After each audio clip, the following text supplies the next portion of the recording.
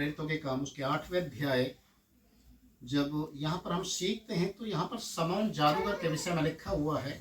समौन जादूगर, इसके 9 पद से आप पढ़ेंगे तो मालूम चलेगा कि जो समौन नाम का जो जादूगर है ये सामरिया का रहने वाला है और बहुत से लोगों के बीच में चिन्ह चमत्कार करता है। बहुत से लोगों को ये एक तरीके से चिन्ह और चमत्कार दिखा दिखाकर अपने आप को एक बड़ा एक व्यक्ति करके दिखाता है और समझाता है कि, और लोग भी इसका बड़ा आदर करते हैं, सम्मान करते हैं कि ये बहुत परमेश्वर की एक बड़ी शक्ति के रूप में हमारे बीच में आया हुआ है। पर बाइबल में लिखा हुआ है कि जब लोग छोटे से बड़े तक सब उसका सम्मान करते थे और ये कहते थे कि यह परमेश्वर की शक्ति है जो महान कहलाती है। एक तरीके से इसने अपने आप को महान करके लोगों के बीच में दिखा रखा था कि मैं एक साधारण व्यक्ति नहीं हूं। आज भी बहुत सारे लोग आपने देखा होगा संसार के अंदर गुरु साधु महात्मा बनकर आज अपने आप को ईश्वर का दर्जा देते हैं और लोग उनके पैरों को छूते हैं।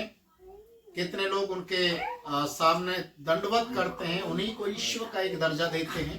पर बाइबल हमें एक बात को सिखाते हैं, यहाँ पर समौन जादूगर लोगों को औना टोना करके उनको गुमराह करने वाला एक व्यक्ति था। पर उसी नगर के अंदर जिस समय प्रभु का एक जन पहुंचता है जिसका नाम फिलिपुस है, तो उसने लोगों के लिए जब प्रार्थना करना शुरू किया, लोगों को प्रभु के बारे में बताना शुरू किया, तो हम बाइबल में देखते हैं कि समौन जादूगर की सारी योजनाएं और सारा उसका जितना भी लोगों को जो गुमराह करने वाले और जादू टोना टोट के कर करके वो लोगों को गुमराह कर रहा था, लोगों को समझ में नहीं आ रहा था कि ये जो जादूगर जो भी कर रहा है ये कैसे कर रहा है। क्योंकि जादूगर का काम क्या होता है? हाथ की सफाई। वो लोगों को भ्रम में डालता है, लोगों को कंफ्यूज करके रखता है, इधर की चीजें उधर, उधर की चीजें इधर करके दिखा देता है और लोगों को ऐसा लगता है कि ये बहुत ज्ञानी व्यक्ति है, बहुत सामर्थ्य व्यक्ति है। पर यहाँ पर हम जब देखते हैं कि समौन जादूगर इस तरीके के कार्य करता था तो पूरे सामरिया नगर के अंदर सभी लोग उसके एक तरीके से कंट्रोल में थे। और जब फिलिपुस उस नगर के अंदर पहुंचा और प्रभु का सुसमाचार प्रचार करना शुरू किया तो लोगों ने आशीष पाना शुरू किया, चंगाई पाना शुरू किया। अभी जितने भी लोग समौन जादूगर के पास जाते थे, वो ताबीज बना के देता था या किसी को गंडा गोली बना के देता था, किसी को क्या करने के लिए कहता था, लोग वैसा ही कर रहे थे। और जब फिलिपुस उस नगर के अंदर गया और उसने सुसमाचार प्रचार किया और ये सुसमाचार लोगों की जिंदगी के अंदर एक प्रकाशन को लेकर आया। लोग उस अंधकार की चीजों से अपने आप को निकालना शुरू किया, परमेश्वर के वचन का पालन करना शुरू किया, प्रभु में विश्वास करते लोग ठीक होने लग गए। चाहे वो भूत प्रेत की शक्तियां हो, चाहे बीमारी की हो, चाहे कोई भी हो। अभी लोग धीरे धीरे करके एक एक करके जो समौन जादूगर के पास जा रहे थे, अभी कोई भी उधर नहीं जा रहा, वो सब के सब फिलिपुस के पास आने लगे। कारण फिलिपुस ताबीज नहीं दे रहा, कोई धागा बनाकर नहीं दे रहा, कोई भभूत नहीं दे रहा, कुछ और चीज करने के लिए नहीं बोल रहा। वो केवल एक ही चीज को बोल रहा है, यीशु में विश्वास करें, यीशु में विश्वास करें, क्योंकि यीशु मसीह ही वो परमेश्वर है जो आपके लिए सब कुछ सही कर सकता है। हालेलुया। और लोगों ने जब यीशु में विश्वास करना शुरू किया तो लोग वाक्य में ठीक होना शुरू हो गए, लोगों की समस्या खत्म होने लगी, लोग प्रभु यीशु मसीह को प्रभु के रूप में अंगीकार करने लगे। जो समौन जादूगर ने देखा कि मेरा सारा जो रोजी रोटी था वो सब कुछ खत्म हो गया, लोग अभी मेरे पास नहीं आकर फिलिपुस के पास जा रहे हैं, और उसने एक षड्यंत्र जैसा रचा। और वो षड्यंत्र क्या था? क्यों ना मैं भी यीशु के पीछे चलने वाला एक विश्वासी के समान बन जाऊं, तो लोगों के बीच में मेरा उठना बैठना रहेगा, लोग जैसा आज तक मुझे मानते थे, फिर मैं कुछ ना कुछ ऐसा काम करूंगा कि लोग फिर भी मेरे ही पास बने रहे, मेरा आदर सम्मान करते रहे।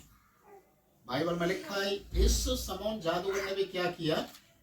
प्रभु को अंगीकार किया, विश्वास किया, बपतिस्मा लिया, जादू टोना करना छोड़ दिया, लोगों के अंदर में एक बड़ा एक चमत्कार जैसा हो गया। एक जादूगर यीशु को विश्वास करने लग गया। अभी लोग फिलिपुस को भी बड़ा आदर करने लग गए। यीशु का नाम लेकर लोग उछल रहे हैं, कूद रहे हैं, प्रभु की महिमा कर रहे हैं। और ये सारी चीजें जब ये समौन जादूगर देखता था तो ये एक एक बारीकी को पकड़ने के लिए कोशिश किया कि यीशु के नाम से क्या क्या हो सकता है। और जब लोगों की भीड़ में ये भी घुस गया, विश्वासी बन गया, बपतिस्मा ले लिया, और इसका मन परिवर्तन नहीं हुआ, इसका मन परिवर्तित नहीं था। इसने एक धोखा, एक चालाकी को वहां पर अपनाने के लिए कोशिश किया कि मैं जैसा हूं वैसा ही रहूंगा, पर लोगों को दिखाने के लिए मैं अपना एक रूप बदल देता हूं, और एक विश्वासी का ढोंग करना शुरू कर दिया। और यहां पर लिखा है, जब पतरस सामरिया नगर के अंदर आया, पतरस ने लोगों के बीच में सुसमाचार प्रचार करना शुरू किया।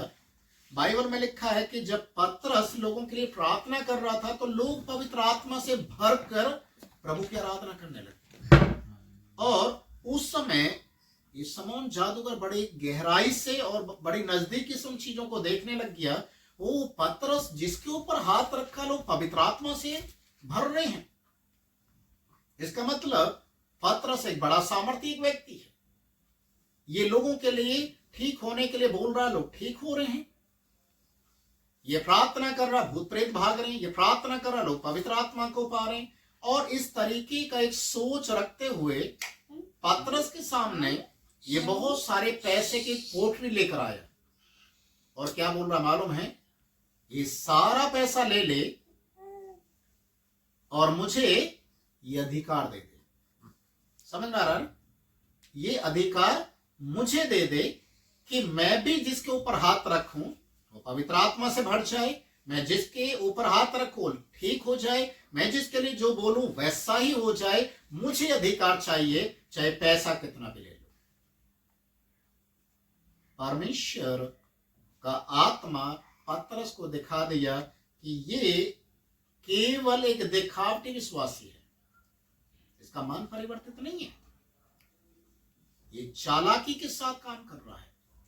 और पतरस ने जब उसको देखा और एक ही शब्द को बोला, पतरस ने उससे कहा, तेरे रुपए तेरे साथ नष्ट हो जाएं, क्योंकि तूने परमेश्वर का दान रुपयों में मोल लेने का विचार किया है। क्योंकि परमेश्वर का जो दान है वो पैसों में नहीं खरीदा जाता। अगर पैसों में खरीदा जाता तो हमारा उद्धार, बाइबल में लिखा, पहले पतरस के किताब में लिखा, तुम्हारा उद्धार सोने चांदी से नहीं हुआ, परमेश्वर के अनुग्रह के द्वारा हुआ है। तो उस अनुग्रह को आप पैसे में तो नहीं खरीद सकते, है ना। आज लोग हजारों हजारों लाखों रुपए खर्चा करके लोग तीर्थ स्थानों में जा रहे हैं, शायद उद्धार वहां मिल जाएगा, पर ऐसा नहीं है। प्रेरितों के काम 4 के बारे में लिखा है, आसमान के नीचे और मनुष्य के बीच में केवल एक ही नाम है जिसके द्वारा मनुष्य उद्धार पा सकता, वो है यीशु मसीह का नाम। इस दुनिया में लोग अभी भी पैसा खर्चा करके, बहुत कुछ करके उद्धार पाने के लिए कोशिश कर रहे हैं, मुक्ति पाने की कोशिश कर रहे हैं, पर उनको नहीं मिल पाएगा। क्योंकि पतरस यहाँ पर क्लियरली उसको बोल रहा है, तेरे पैसे, क्योंकि तूने पैसे से अपने आप को पैसा दिखाकर सोचा है कि मुझे ये वरदान मिल जाए। अभी शायद आपने देखा होगा, आज के समय में भी आप किसी भी धार्मिक स्थान में जाएंगे तो आपको मालूम चलेगा, साधारण लोगों के लिए लाइन अलग रहता है और वीआईपी लोगों के लिए लाइन अलग होता है। वीआईपी लोगों का मतलब है कि वो पैसे से सब कुछ खरीदने की कोशिश करते हैं। अभी मैं देख रहा था न्यूज के अंदर कि जब बड़े बड़े मंत्री लोग जब कुंभ के मेले में जाकर उन्होंने स्नान किया, शाही स्नान किया, तो बड़ा वहां पर अच्छा इंतजाम किया गया, उनको कुछ नुकसान ना हो जाए, हर एक चीज की सुविधा। पर जब आम लोगों के लिए नहाने का टाइम आया तो कितनी भगदड़ मच गई और कितने लोग मर गए। मतलब लोग सोचते हैं कि पैसे से हम परमेश्वर के अनुग्रह को, परमेश्वर के दया को पा लेंगे, ऐसा नहीं है। पतरस ने कहा तेरा पैसा तेरे साथ नष्ट हो जाए, क्योंकि तेरा मन इस बात में ना तेरा हिस्सा है ना भाग, क्योंकि तेरा मन परमेश्वर के आगे सीधा नहीं है। तेरा मन प्रभु के सामने सीधा नहीं है। आज भी बहुत से लोग बपतिस्मा ले लेते हैं, बहुत से लोग बाइबल पढ़ने लग जाते हैं, चर्च में भी आने लग जाते हैं, पर मन सीधा नहीं है। और ये मन सीधा नहीं होने का कारण है कि उनके अंदर अधर्म, पाप, बुराई और वो सारी गलत चीजें उनके अंदर में भरी पड़ी है, और इसलिए वो मौका पाकर कहीं ना कहीं कुछ ना कुछ ऐसा काम कर जाते हैं जो परमेश्वर को कलंकित करने वाला काम है। इसलिए वचन में हम पढ़ते हैं कि तेरा जो पैसा है, तेरा जो मन है, वो प्रभु के सामने सीधा नहीं है, क्योंकि तू पैसे के बलबूते पर परमेश्वर के अनुग्रह को पाने की कोशिश कर रहा है। देखिए, सुसमाचार अगर बोला जाए, बाइबल हमें एक बात को बताते हैं। रोमे के किताब उसके 10 अध्याय के 9-10 पद को जब आप पढ़ेंगे तो वहां पर लिखा है, अपने मुंह से अंगीकार करना है और हृदय से विश्वास करना है। उद्धार पाने का यही एक सबसे अच्छा तरीका है। जब तक आप हृदय से विश्वास नहीं करेंगे और ये मुंह से प्रभु यीशु मसीह को अंगीकार नहीं करेंगे, आप उद्धार नहीं पा सकते। क्योंकि मन परिवर्तन का अर्थ ही यही होता है। यूहन्ना बपतिस्मा देने वाला चीख चीख कर लोगों को चिल्ला चिल्ला कर बोला, मन फिराओ क्योंकि स्वर्ग का राज्य निकट है। ये मन फिराने का मतलब भी यही है। पर यहाँ पर हम देखते हैं कि पूरे सामरिया नगर के लोगों ने मन फिरा लिया, प्रभु को अंगीकार कर लिया, पर शमौन जादूगर ने मन नहीं फिराया। उसने लोगों को दिखाने के लिए, गुमराह करने के लिए, लोगों के बीच में अपनी छवि को दोबारा से बनाए रखने के लिए वो एक षड्यंत्र के तहत अपने आप को लेकर आया, पर लोगों को समझ में नहीं आ रहा था। और प्रभु के सामने कुछ भी छिपा हुआ नहीं है। प्रभु हर एक चीज को प्रकट कर देता है। क्योंकि यहाँ पर हम देखते हैं, जब पतरस ने इन बातों को बोला और साथ में कहा, लिखा, इसलिए अपनी इस बुराई से मन फिराकर प्रभु से प्रार्थना कर, संभव है तेरे मन का विचार क्षमा किया जाए, क्योंकि मैं देखता हूं कि तू पित्त की सी कड़वाहट और अधर्म के बंधन में पड़ा हुआ। तेरे अंदर पित्त की सी कड़वाहट है। मतलब पित्त की कड़वाहट का मतलब आप जानते हैं, तेरे अंदर में जो बुराइयां हैं वो इतनी खतरनाक हैं कि अगर किसी के ऊपर प्रकट हो जाए तो उसका अस्तित्व खत्म हो जाए। अधर्म के बंधन में, अभी शैतान से तू आजाद नहीं है। तुझे शैतान ने इस तरीके से गुमराह किया है और इस तरीके से तुझे तैयार किया कि तू प्रभु के नाम को भी मजाकों में ले, प्रभु के नाम को भी अपने रोजगार का एक धंधा बना ले। परमेश्वर का हाथ तेरे ऊपर है, परमेश्वर का न्याय तेरे लिए तैयार है। लिखा है 24 पद में, शमौन ने उत्तर दिया, तुम मेरे लिए प्रभु से प्रार्थना करो, जो बातें तुमने कही उनमें से कोई मुझ पर ना आ पड़े। यहाँ पर अब वो अपने गलती को अंगीकार कर रहा है। क्या कह रहा है? मेरे लिए आप प्रभु से प्रार्थना करें, जो जो बातें तुमने कही हैं वो मेरे मन के अंदर हैं। क्योंकि शमौन जादूगर ने अपने मन के अंदर उन बातों को रख रखा था और वो एक विश्वासी का पहनावा पहनकर विश्वासी के समान चल रहा था, पर प्रभु के सामने उसकी सच्चाई प्रकट हो गई। आपको मालूम है, आज के समय में भी बहुत से ऐसे लोग हैं जो केवल एक दिखावटी मसीह जिंदगी को जीते हैं, केवल दिखावटी। आराधना, प्रार्थना, इंस्ट्रूमेंट बजाना और बहुत कुछ वो परमेश्वर के लिए करते तो हैं, पर जहां पर आता है परमेश्वर का वचन सुनने के लिए, परमेश्वर के वचन के अनुसार चलने के लिए, मन फिराने के लिए, वहां पर वो कहीं ना कहीं इनकार कर देता है। क्योंकि मन अगर फिर गया तो आप बुरे काम नहीं कर सकते। मेरे से कई सारे लोगों ने बोला, पास्टर जी हम बपतिस्मा लेने के लिए चाहते तो हैं और अभी नहीं लेंगे। क्यों नहीं लेंगे? कारण क्या है? नहीं अभी तो हमारी उम्र ही किया है, क्योंकि बपतिस्मा ले लिया तो हम कुछ भी बुरा नहीं कर सकते, पर हम ऐसे लोगों के बीच में रहते हैं, बुराई हो ही जाती है। मतलब उन्होंने क्या कर रखा है, बपतिस्मा लेने के बाद आप बुराई नहीं कर सकते, ये एक सच्चाई है। और बहुत सारे लोगों ने तो बपतिस्मा लेने के बाद भी बुराई का एक जरिया बना रखा है। कुछ लोग हैं, कुछ चुनिंदा लोग हैं जो प्रभु के आज्ञा का पालन पूरे सच्चे और खराई के साथ करते हैं।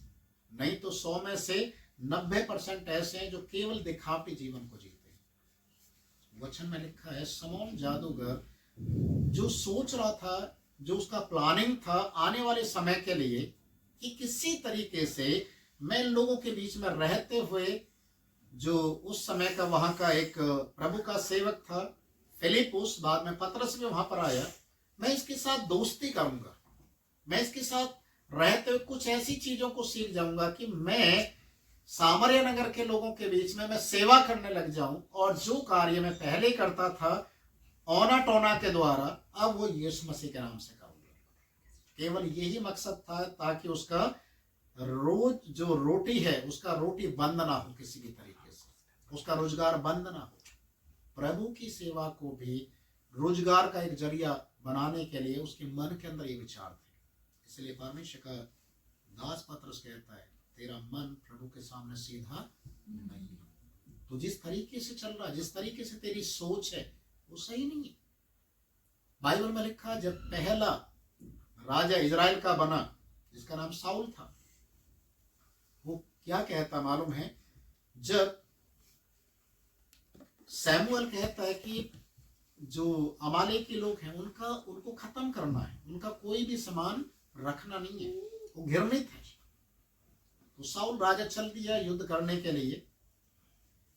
जब युद्ध करने के लिए गया तो देखा कि जितने भी अच्छी अच्छी गाय और जानवर हैं, मोटे तगड़े, उन सबको इकट्ठा करके एक घर में बंद कर दिया।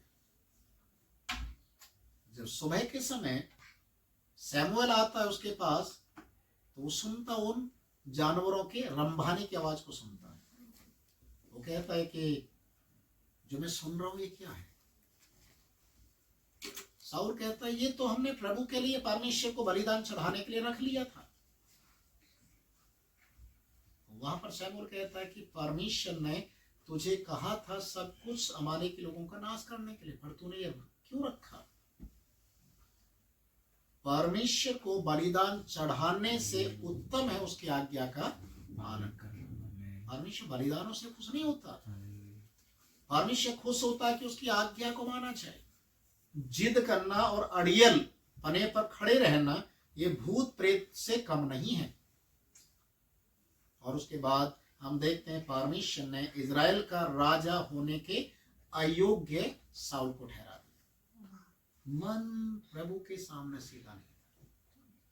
आज चाहे कितने भी बड़े से बड़े सेवकों को आप देखिए, विश्वासी लोगों को देखिए, सिर्फ यही वो कहीं ना कहीं ऐसी गलती कर जाते हैं और उनकी सारी सेवकाई, सारा जीवन और पूरा जिंदगी वो पैसा कमाते कमाते कमाते कमाते इतना सारा बैंक बैलेंस इकट्ठा कर लेते हैं, पर उसमें आशीष नहीं होती। सब ऐसे जैसे बालू को पकड़ने की कोशिश करता है और बालू अपने आप ही हाथ से फिसल जाती, वैसे आज लोगों के साथ हो रहा है। परमेश्वर का वचन कहता है कि तू अपनी गलती के लिए मन फिरा। हो सकता है कि जो तेरे अंदर में जो पाप का बंधन है, बुराई का बंधन है, पित्त की सी कड़वाहट है, परमेश्वर तुझे उस गलती के लिए क्षमा करे, पर उसके लिए तुझे गलती को स्वीकार करना पड़ेगा। आज बहुत से ऐसे लोग हैं जो मन फिराना नहीं जानते, और मन फिराते हैं तो केवल दिखावटी फिराते हैं, जैसे शमौन जादूगर ने किया। इसलिए जरूरी है कि हम अपने आप को परमेश्वर के हाथों में रखें, और जैसा प्रभु ने कहा, यदि कोई मेरे पीछे आना चाहे तो अपने आप का इनकार करे।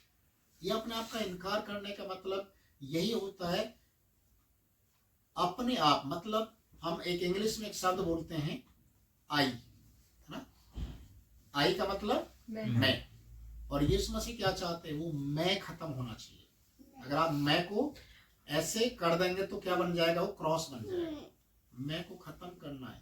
और वहां पर अगर आप जीवित हैं, पौलुस कहता है यदि मैं जीवित हूं तो मैं मसीह के लिए जीवित हूं, क्योंकि मैं तो मर चुका हूं।